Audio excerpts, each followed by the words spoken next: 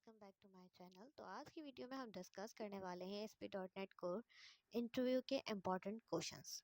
ठीक है, तो ये वीडियो जो है स्पेशली उन लोगों के लिए जो अभी करंटली जो है ना इंटरव्यू की तैयारी कर रहे हैं और उनके साथ हो कुछ यूँ रहा है कि जब भी वो इंटरव्यू के लिए जाते हैं तो उनसे एक आध कुछ ऐसे क्वेश्चंस कर लिए जाते हैं जिनको ना तो उन्होंने कभी पहले सुना होता है ना कहीं पढ़ा होता है, और जिस क्वेश्चन को सुनते ही ना वो ब्लैंक हो जाते हैं। तो मैं इस वीडियो में पूरी कोशिश करूंगी कि हर वो क्वेश्चन कवर करूं जो मोस्टली जब आप ASP.NET कोर के इंटरव्यू के लिए जाते हो तो आपसे पूछे जाते हैं। ठीक है, तो टाइम को ज़ाया किए बगैर वीडियो स्टार्ट करेंगे। So let's get start. सबसे पहला जो हमारा क्वेश्चन है ना वो क्या है, व्हाट इज़ ASP.NET कोर। तो ASP.NET कोर क्या है भाई? ASP.NET core is a free open source framework use to build web applications and web APIs। ASP.NEट कोर बेसिकली है क्या, एक फ्री ओपन सोर्स फ्रेमवर्क है जिसका इस्तेमाल आप करते हैं क्यों भाई? वेब एप्लीकेशंस और वेब APIs को बनाने के लिए। अब इसकी खास बात क्या है? It is cross platform, meaning it works on window, Linux and Mac OS। ये क्या है भाई? ये प्लेटफॉर्म इंडिपेंडेंट है। इसमें जो भी वेब एप्लीकेशंस आप बनाते हो, वेब APIs आप बनाते हो, आप उसको इंडिपेंडेंटली किसी भी ऑपरेटिंग सिस्टम में चला सकते हो। ठीक है, तो जैसे ही आप इस क्वेश्चन का आंसर देते हो, नेक्स्ट क्वेश्चन जो मोस्टली आपसे पूछा जाता है वो यही होता है कि what's the difference between ASP.NET framework and ASP.NEट कोर, के दोनों के दरमियान फ़र्क क्या है। तो क्या डिफरेंस है भाई? .NET framework works only on window while ASP.NET Core is cross platform and cloud friendly। आपके पास ASP.NET फ्रेमवर्क जो है वो जस्ट विंडो ऑपरेटिंग सिस्टम को सपोर्ट करता है, जबकि ASP.NET Core जो है वो क्रॉस प्लेटफॉर्म है।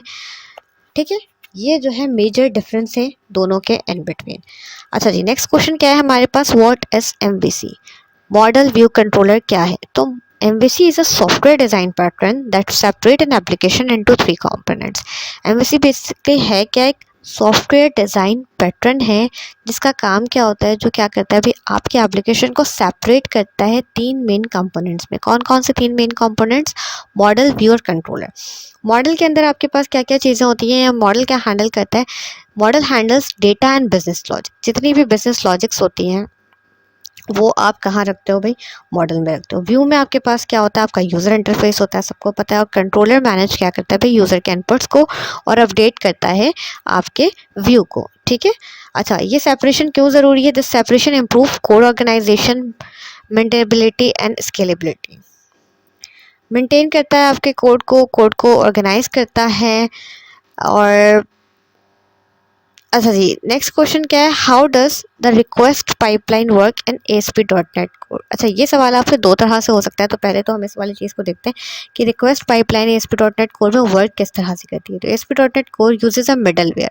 किसका इस्तेमाल करता है ASP.NET कोर? मिडलवेयर का यूज़ करता है। Pipeline where each request passes through multiple middlewares before reaching the controller। होता क्या भाई, ASP.NET कोर किसका यूज़ कर रहा है? मिडलवेयर पाइपलाइन का यूज़ कर रहा है, जहाँ पर हर रिक्वेस्ट, जो भी रिक्वेस्ट आप भेजते हो वो मल्टीपल मिडलवेयर से होते हुए कंट्रोलर के पास पहुँचती है। अब हो ये सकता है कि पहले आपसे ये क्वेश्चन कर लें कि भाई ASP.NET कोर में जो है रिक्वेस्ट पाइपलाइन किस तरह से वर्क करती है, या वो ये क्वेश्चन कर लें कि व्हाट इज़ मिडलवेयर। दोनों ही सूरतें हो सकती हैं। अगर पहले ये क्वेश्चन आता है और इस क्वेश्चन में आप कहीं पर भी मिडलवेयर का वर्ड का यूज़ करते हो तो आपसे ये क्वेश्चन लाजमी आएगा ही आएगा। ठीक है, middleware in ASP.NET core handle request and responses. Middleware का काम क्या है, क्या काम करता है भाई? ये हैंडल करता है रिक्वेस्ट और रिस्पॉन्स को, adding features like logging, authentication. ठीक है जी, error handling. It process each request in a sequence before reaching the apps code.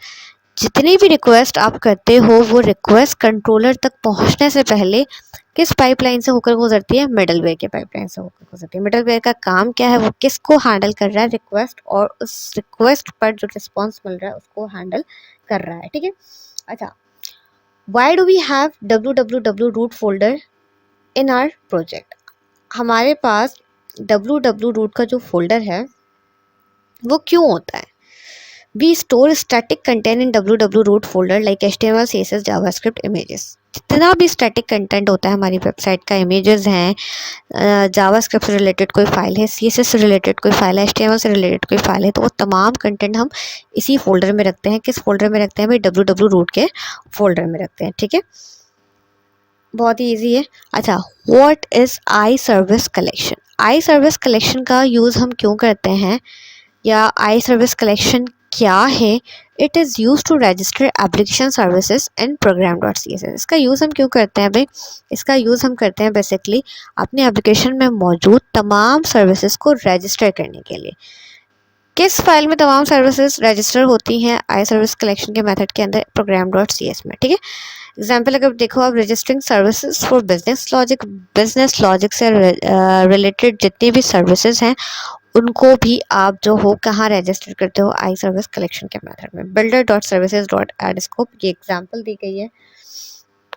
अच्छा जी, अब सबसे ज़्यादा पूछे वाला जाने वाला सवाल जो है ना वो ये है, what is authentication and authorization, या difference between authentication and authorization. ठीक है, अगर आप ऑथेंटिकेशन और ऑथराइजेशन की सही डेफिनेशन बता देते हो तो जाहिर है आप इजीली उनमें डिफरेंशिएट भी कर पाओगे और बता पाओगे। तो सिंपल और टू द पॉइंट आपने आंसर देना है। Authentication, who are you? Authentication का काम क्या होता है, या किस चीज़ को वो आइडेंटिफाई करता है, या किस प्रोसेस को आप ऑथेंटिकेशन कहते हो? जिस टाइम पर आप लॉग इन करते हो, लॉग इन करते वक्त जो चीज़ चेक होती है ना, आपके जो क्रेडेंशियल्स चेक होते हैं, उसके बाद डिसाइड होता है कि आप कौन हो। यही वाला प्रोसीजर जो कहलाता है वो क्या कहलाता है भाई? ऑथेंटिकेशन कहलाता है। ऑथराइजेशन आफ्टर लॉगिन जो प्रोसेस होता है कि भाई आपको किन किन चीज़ों का एक्सेस देना है, व्हाट यू कैन एक्सेस, ये वाली चीज़ जो होती है वो क्या कहलाती है भाई? ऑथराइजेशन कहलाती है। एग्जाम्पल है लॉगिन। लॉगिन किसकी एग्जाम्पल दी गई है? ऑथेंटिकेशन की। Versus admin role access, admin को किन किन चीज़ों का एक्सेस है, ये वाली जो चीज़ कहलाती है वो क्या कहलाती है आपके पास? ऑथराइजेशन कहलाती है। अच्छा जी, इसके बाद बहुत ही इंपॉर्टेंट क्वेश्चन फिर से आ जाता है, what is JWT? Jason web token. Jason web token क्या है? JWT क्या है? JWT is a secure token format used for authentication and information exchange between client and server. JWT basically है क्या? एक सिक्योर टोकन है जिसका इस्तेमाल ऑथेंटिकेशन और ऑथराइजेशन दोनों के लिए ही करते हो। अच्छा, और इसका इस्तेमाल आप क्यों करते हो भाई? इंफॉर्मेशन को क्लाइंट एंड सर्वर के इन बिटवीन एक्सचेंज करने के लिए। ठीक है, इसमें बेसिकली तीन चीज़ें होती हैं। क्या क्या तीन चीज़ें होती हैं? Header, payload and signature. अगर आप इस सवाल का जवाब दे देते हो कि what is JWT, next question आपसे यही होने वाला है कि आप जो हो हेडर, पेलोड और सिग्नेचर को डिफाइन कर दो। तो हेडर बेसिकली क्या है? Tells what type of token it is you and which algorithm is use, कि ये किस तरह का टोकन है। ये वाली चीज़ जो है ना आपके पास किस पोर्शन में डिफाइन होती है? हेडर वाले पोर्शन में डिफाइन होती है। और किस एल्गोरिथम को आप यूज़ कर रहे हो ये भी कहाँ पर डिफाइन होता है? हेडर में डिफाइन होता है। अच्छा जी, नेक्स्ट पार्ट होता है हमारे पास payload. Contains user info like name, role और एक्सपायरेशन टाइम। पेलोड के अंदर क्या चीज़ डिफाइन होती है? यूज़र के इन्फॉर्मेशन, कि वो कौन है, उसका क्या रोल है, ठीक है, और जो टोकन आपने असाइन किया है उसकी एक्सपायरेशन टाइम क्या है। ये सारी चीज़ें कहाँ डिफाइन होती है? पेलोड में। फिर आता है आपका नेक्स्ट पार्ट, सिग्नेचर। सिग्नेचर क्या मेक श्योर करता है? Token is not exchange and it safe, कि token is not change and is safe, कि आपके पास जो टोकन है क्या वो चेंज तो नहीं हुआ, वो वैलिड टोकन है भी कि नहीं है। अच्छा जी, why use JWT instead of session? फिर क्या है भाई? किस क्वेश्चन को पूछे जाने के इम्कानात हैं कि आपने भाई बिल्कुल ठीक ठीक JWT को एक्सप्लेन कर दिया, हेडर, पेलोड और सिग्नेचर बता दिया। फिर जाहिर है इंटरव्यूअर आपसे पूछेगा कि हम JWT का ही यूज़ क्यों कर रहे हैं, सेशन का यूज़ क्यों नहीं कर रहे हैं। तो क्या वजूहात हैं, क्या रीज़न है कि सेशन की जगह JWT की को प्रेफर किया जा रहा है? तो वो आपने बताना है, JWT does not require the server to store session data. ठीक है, JWT क्या कहता है भाई? JWT जो है वो यूज़र की इंफॉर्मेशन, यूज़र का डेटा सर्वर पर स्टोर नहीं करता। Each request contains the token, just जितनी भी रिक्वेस्ट आती है उनको एक टोकन असाइन किया जाता है, जबकि सेशन क्या करता है भाई? The server store data for every user. Session में क्या होता है कि आपके पास जितने भी यूज़र हैं उन तमाम यूज़र्स का डेटा स्टोर कहाँ होता है, सर्वर पर होता है, जिसकी वजह से मसला क्या होता है भाई, विच कंज्यूम एक्स्ट्रा मेमोरी, जिसकी वजह से एक्स्ट्रा मेमोरी कंज्यूम होती है। ठीक है, तो ये कुछ रीजंस हैं जिसकी वजह से JWT को जो है प्रेफर किया जाता है एज कम्पेयर टू सेशन। अच्छा जी, नेक्स्ट क्या है हमारे पास, what is dependency injection, DI।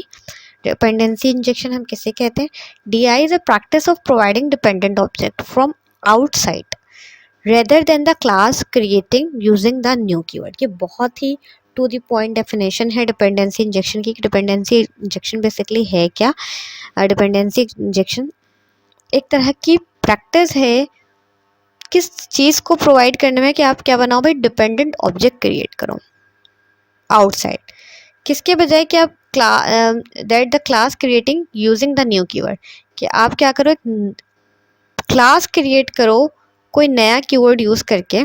ठीक है, उसकी अलग से वीडियो जो है मेरे चैनल पर इंशाल्लाह अपलोड होने वाली है, तो अगर किसी को डिपेंडेंसी इंजेक्शन में कोई इशू हो तो वो उस वीडियो को भी जाकर देख सकता है। अच्छा, डिपेंडेंसी इंजेक्शन की हमें ज़रूरत ही क्यों पड़ी? We need dependency injection to achieve loose coupling, which makes our code more flexible, easier to test and maintain. It's also allow for better reusability and scalability. अच्छा जी, कौन कौन से तरीके हैं, explain different way to add dependency injection. Dependency injection को हम किस किस तरह से अपनी वेब एप्लीकेशन में ऐड कर सकते हैं। तो 3 तरीके होते हैं basically, add transient, add scoped, add singleton. Add transient में क्या होता है कि जब भी आप एड ट्रांसिजेंट का यूज़ करते हो तो क्या होता है भाई, एक नया इंस्टेंस, एक नया ऑब्जेक्ट क्रिएट होता है each time it is requested. जब जब आप रिक्वेस्ट करते हो तब तब एक नया ऑब्जेक्ट क्रिएट होता है। एड स्कोप में क्या होता है, एक सिंगल ऑब्जेक्ट, एक सिंगल इंस्टेंट यूज़ होता है पर रिक्वेस्ट पर। ठीक है, एट सिंगलटन में क्या होता है, आपके पास a single instance is shared across all request, तमाम रिक्वेस्ट पर एक सिंगल, देखो अब यहाँ पर डिफरेंस है, होप सो आप डिफ्रेंशिएट कर पा रहे हो, एक सिंगल इंस्टेंस पर रिक्वेस्ट पर क्रिएट होता है, और यहाँ पर क्या है, एक single instance all the request, जितनी भी रिक्वेस्ट आपकी एप्लीकेशन से आती है एक सिंगल ऑब्जेक्ट यूज हो रहा होता है उसमें। ठीक है, how to read configuration from app setting dot JSON. आप कॉन्फ़िगरेशन को किस तरह से रीड कर सकते हो in app from app setting dot JSON की फाइल से, तो किसका यूज़ करके भाई, use configuration dot get value का मेथड है जिसका यूज़ कर सकते हो आप। अच्छा जी, यहाँ इसको आप छोड़ दो, यहाँ पर आप रीड करो, to read the config data from app setting dot JSON we use the I configuration object which is injected by MVC core dependency injection framework। Config data को अगर हमें ऐप सेटिंग डॉट जेसन से read करना है तो उसके लिए हम आई कॉन्फ़िगरेशन के ऑब्जेक्ट का यूज़ करते हैं। ठीक है, अच्छा जी, व्हाट इज़ क्लीन आर्किटेक्चर, बहुत ही इंपॉर्टेंट क्वेश्चन है ये भी। आज के टाइम पर सॉफ्टवेयर इंडस्ट्री में इस आर्किटेक्चर को बहुत ज़्यादा यूज़ किया जा रहा है, तो इसकी नो हाउ भी होना बहुत ज़रूरी है। Clean architecture is a software design pattern that organize code into layers।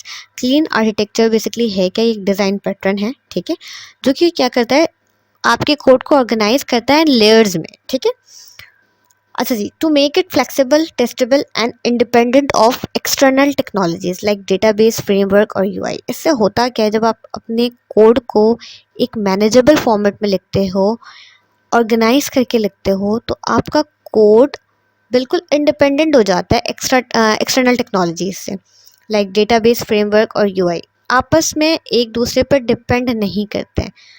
किस तरह से डिपेंड नहीं करते कि भाई अगर मैं UI की साइड पर कुछ चेंज कर रही हूँ तो उसका डेटाबेस वाली साइड से कोई लेना देना नहीं है, डेटाबेस वाली साइड को फ़र्क नहीं पड़ना। ठीक है, अच्छा जी, स्टैक, अब इसके भी आपके पास क्लीन आर्किटेक्चर में भी आपके पास कुछ लेयर्स हैं, उन लेयर्स को भी अगर आप पढ़कर जाओ तो अच्छी बात हो जाएगी कि भाई ये आपके पास जिन लेयर्स में डिवाइड किया गया है आपके कोड को, वो कौन कौन से लेयर्स हैं और किस किस लेयर में आपने अपना कौन सा वाला पार्ट रखना है कोड का, तो इसकी नो हाउ भी हो तो अच्छी बात है। अच्छा जी, अब एक और important question, stack versus heap.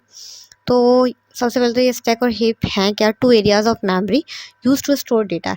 ये बेसिकली दो एरियाज़ हैं मेमोरी के मेमोरी एलोकेशन के डेटा को स्टोर करने के लिए स्टैक का यूज़ हम क्यों करते हैं? The stack is use for static memory allocation. Stack का इस्तेमाल हम स्टैटिक मेमोरी एलोकेशन के लिए यूज़ करते हैं, जबकि हीप का यूज़ आप डायनेमिक मेमोरी एलोकेशन के लिए यूज़ करते हो। What is garbage collection? अच्छा जी, गार्बेज कलेक्शन क्या है? The garbage collector automatically frees memory use by object no longer in use. अच्छा जी, गार्बेज कलेक्शन या गार्बेज कलेक्टर का यूज़ हम क्यों करते हैं, या इसका काम क्या होता है कि ये ऑटोमेटिकली उन मेमोरीज को फ्री कर देता है या उन ऑब्जेक्ट को डिलीट कर देता है जिनका यूज़ आपके एप्लीकेशन में नहीं हो रहा होता, ठीक है, या आपने एक बार यूज़ कर लिया अब उसकी ज़रूरत नहीं है, तो वो उस मेमोरी एलोकेशन को क्या करता है? फ्री कर देता है। What are value types and reference type? Value type और रेफरेंस टाइप क्या है? Value type store in stack, अभी हम इसको डिस्कस करके आए पीछे, ठीक है। वैल्यू टाइप का जो डेटा होता है वो कहाँ स्टोर होता है? स्टैक में। जबकि रेफरेंस टाइप का जो डेटा होता है वो कहाँ स्टोर होता है? हिप में स्टोर होता है। अच्छा, सिर्फ इतना बताना काफ़ी नहीं होता कि अब वो आपसे पूछे कि भाई वैल्यू टाइप और रेफरेंस टाइप है क्या, बता दो कि भाई वैल्यू टाइप स्टैक में स्टोर हो रहा है और रेफरेंस टाइप जो है वो हिप में स्टोर हो रहा है। थोड़ा सा आप उसको जो है एक्सप्लेन भी करोगे किस तरह से। भाई वैल्यू टाइप क्या होता है भैया? वैल्यू टाइप में क्या होता है? Store actual value in memory. Value type में आपके पास एक्चुअल डेटा जाकर मेमोरी में स्टोर होता है, जबकि रेफरेंस टाइप में क्या होता है? Store a reference address to the data in memory. Basically उस डेटा का एड्रेस, उस डेटा का रेफरेंस मेमोरी में जाके स्टोर होता है रेफरेंस टाइप में। Assigning to another variable create a copy, ठीक है। जब भी आप वैल्यू टाइप में कुछ भी स्टोर करते हो और उसको किसी और दूसरे वेरिएबल में असाइन करते हो, तो होता क्या है कि आपके उस वेरिएबल की कॉपी क्रिएट हो जाती है, जबकि रेफरेंस टाइप में ऐसा नहीं होता। रेफरेंस टाइप में क्या हो रहा है? Assigning to another variable point to the same object, ठीक है। Changes in one variable don't effect the other. अगर आप एक वेरिएबल में कोई भी चेंज कर रहे हो तो जाहिर है वो कॉपी बन चुका है, तो उसका इफेक्ट दूसरे वेरिएबल को नहीं पड़ने वाला। Changes in one variable effect the other, क्योंकि बेसिकली हो क्या रहा है, यहाँ पे एड्रेस स्टोर हो रहा है ना, वो डेटा स्टोर नहीं हो रहा। तो अगर आप एक वेरिएबल में कोई भी चेंजेस करते हो तो उसका इफेक्ट दूसरे वेरिएबल्स में पड़ता है। अच्छा जी, अब ये लिंक क्यू क्या है? लिंक क्यू स्टैंड फॉर, सब जानते होंगे, लैंग्वेज इंटीग्रेटेड क्वेरी। अच्छा, it is use to get filter and manipulate data using C sharp code. इसका इस्तेमाल हम क्यों करते हैं? अगर हमें डेटा को गेट करना है, डेटा को फिल्टर करना है, डेटा को मैनिपुलेट करना है, लाइक अपडेट करना है, डिलीट करना है, तो हम लिंक क्यू का यूज़ करके ईजिली कर सकते हैं। बेसिकली इसमें होता क्या है कि आप instead of SQL C sharp का कोड लिख रहे होते हो डेटा को गेट करने के लिए, रीड करने के लिए, फिल्टर करने के लिए। LINQ helps us to search data without writing SQL. देखो वही वाली बात आ गई ना कि लिंक क्यू आपकी हेल्प करता है कि आप इजीली सी शार्प का कोड लिखकर डेटा को सर्च कर सकते हो एसक्यूएल का यूज़ किए बगैर। The developer writes LINQ in C sharp and entity framework code automatically converted into SQL. ऐसा नहीं कि एसक्यूएल का यूज़ नहीं हो रहा, डेवलपर्स उस कोड को, लिंक क्यू को लिख किस में रहे हैं? सी शार्प में लिख रहे हैं, लेकिन एंटिटी फ्रेमवर्क कोड जो है उसको ऑटोमेटिकली कन्वर्ट किस में कर रहा है भाई? एसक्यूएल में कर रहा है, ठीक है। अच्छा जी, कुछ मेथड्स लिंक क्यू के दिए गए हैं जो मोस्टली हम यूज़ करते हैं। वेयर का मेथड है, सेलेक्ट का मेथड है, ऑर्डर बाय है, और भी ऐसे बहुत सारे मेथड्स हैं। अच्छा जी, और एक और लास्ट क्वेश्चन है, ये भी देख लेते हैं। What is the difference between interface and abstract class? Interface और एब्स्ट्रैक्ट क्लास में क्या डिफरेंस है? अमूमन लोग जो है ऐसे मिक्स कर देते हैं और उनको नहीं मालूम होता कि क्या डिफरेंस है। तो आपके पास इंटरफेस में क्या होता है कि भाई मल्टीपल इनहेरिटेंस आप कर सकते हो, जबकि एब्स्ट्रैक्ट क्लास में आप मल्टीपल इनहेरिटेंस नहीं कर सकते, ठीक है। इम्प्लीमेंटेशन की अगर बात करें तो इसमें क्या होता है कि भाई इम्प्लीमेंटेशन नहीं होता, इनकम्प्लीट मेथड्स होते हैं। जो क्लास इनको इनहेरिट करती है उस क्लास की जिम्मेदारी होती है कि वो क्या करे, उस मेथड को कंप्लीट करे। लेकिन एब्स्ट्रैक्ट क्लास में कंप्लीट मेथड्स भी होते हैं, ठीक है। अच्छा जी, फील्ड्स की अगर हम बात करें तो इंटरफेस में नहीं होते हैं और एब्स्ट्रैक्ट क्लास में फील्ड्स होती है। तो आपने कोशिश करना है इसी तरह टू द पॉइंट आप आंसर करो, बहुत ज़्यादा घुमाओ नहीं, क्योंकि ज़ाहिर है जब आप घुमाओगे तो सामने वाला जो आपसे क्वेश्चन कर रहा है वो पढ़कर बैठा है, एक्सपीरियंस वाला बंदा बैठा है, उसने घूमना नहीं है बल्कि मज़ीद आपको घुमा देना है। तो यहीं तक की थी आज की वीडियो। होप सो आप आपको मेरी वीडियो से कुछ ना कुछ तो समझ आया होगा। अगर कुछ समझ आया होगा तो kindly like my video and subscribe my channel. Thank you so much. Allah Hafiz.